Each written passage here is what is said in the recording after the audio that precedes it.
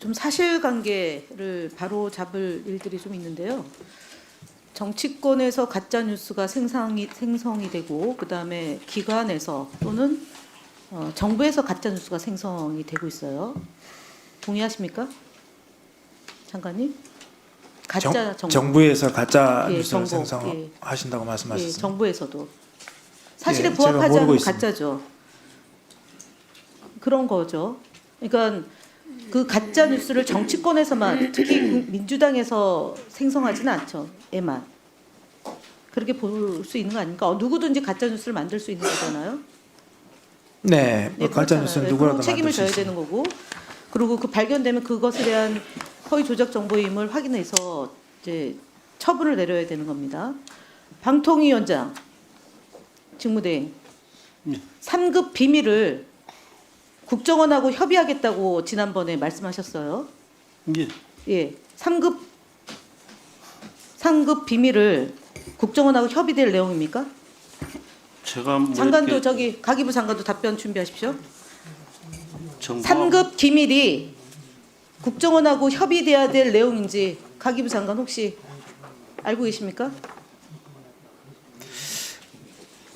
제가 1급 이거 기밀입니다. 국가정보원하고 해야 되는 것은 네, 그 보안 업무 규정 국가정보원에서 법률에 따른 시행령에 따르면 1급이 국정원하고 협의해야 될 내용입니다. 그런데 네. 방통위 직원들은 방통위원장 직무대행 포함해서 상급에 해당하는 을지훈련 관련한 자료를 열람할 수 있다고 행안부는 답변을 합니다.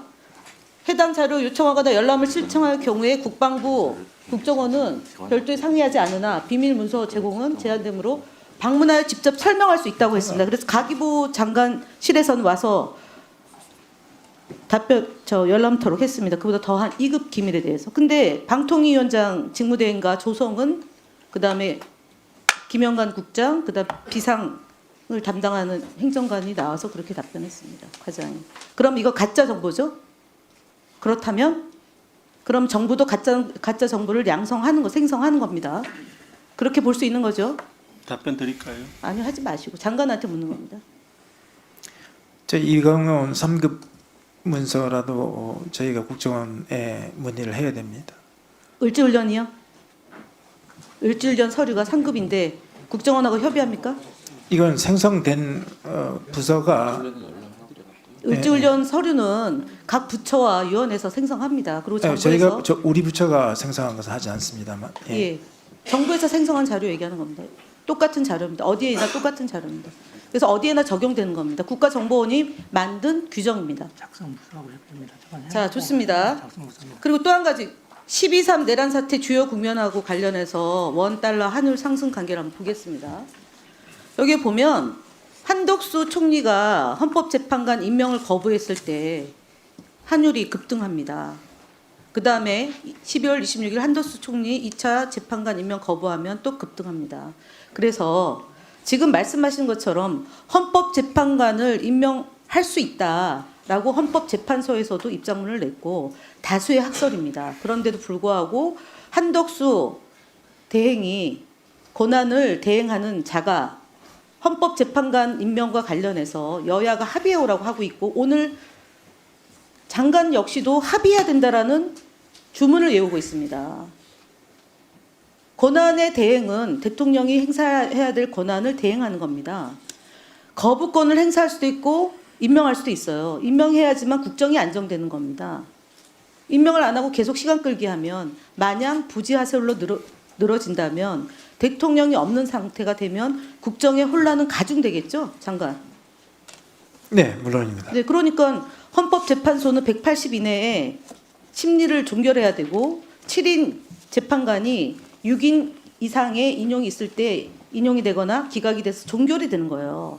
그래서 지금 3명에 대한 헌법재판관을 임명을 하자가 없으니까 국회에서도 표결을 했고, 그러면은 권한대행은 민주주의 원칙에 따라서 국회 3권 분립에 국회의 결정을 존중해야 되지 않습니까? 지금 장관도 마찬가지입니다. 예를 들어서 예산안이 마음에 들지는 않지만 그래도 국회가 결정하면 거기에 따라서 집행하는 거 아닙니까?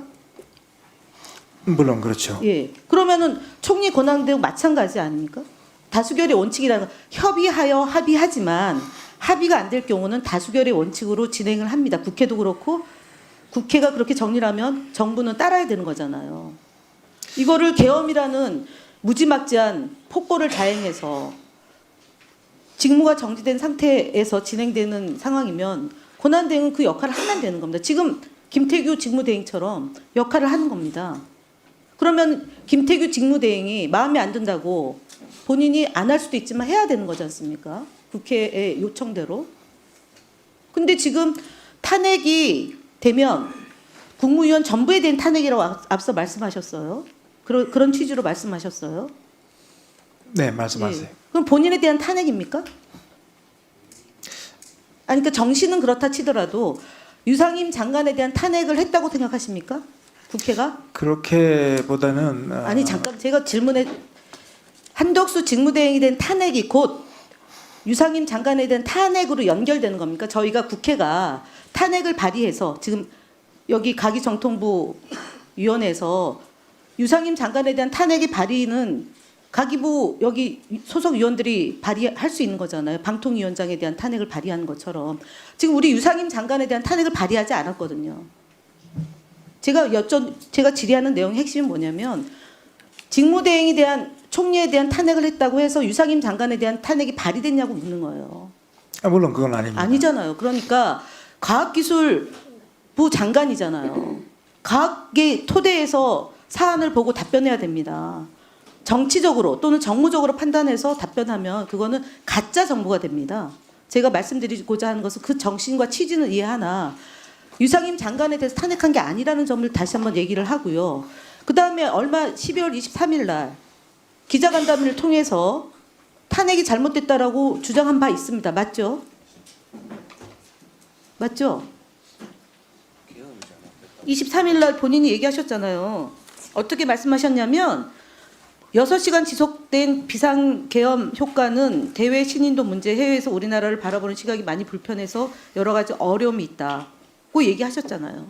그리고 사과까지 하셨잖아요. 그래서 비상계엄 비상계엄 그렇게 얘기하셨고 그래서 과학기술부 장관으로서 역할을 해내겠다고 말씀을 하신 거예요. 23일 날. 그렇잖아요. 네네. 그러니까 제가 말씀드린 거는 직무대행에 대한 탄핵이 됐다고 총리에 대한 탄핵이 됐다고 해서 장관이 탄핵이 됐다라고 연결 지은 건 무리한 거고 장관으로서 역할과 소임을 다 하면 되는 겁니다. 그리고 만약에 그 소임과 역할에 문제가 있으면 본인이 사의를 표명하면 되는 거예요.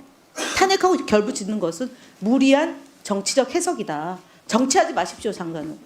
비상계엄 일로 우리 국무위원들은 전부 사의를 이미 표시를 하고 그 전부를 총리께 드린 적이 있습니다. 지금 탄핵이 된 것이 아니라는 얘기를 드리는 거고요. 그리고 본인이 충실하게 일을 하시고 문제가 되면 본인의 결단으로 선택하십시오. 그게 맞는 거예요. 여당과 용산의 지시에 따라 움직이지 마시라는 말씀을 주는 겁니다. 내란, 수계, 우두머리. 지금 갖고 있는 대통령이에요, 아직은. 지구가 정지됐지만 대통령이 지위는 있는 겁니다. 예. 자고 운행하지 마시라고. 여당이나 용산의 어떠한 지시도 받지 않습니다. 박충건 의원님 질의하십시오.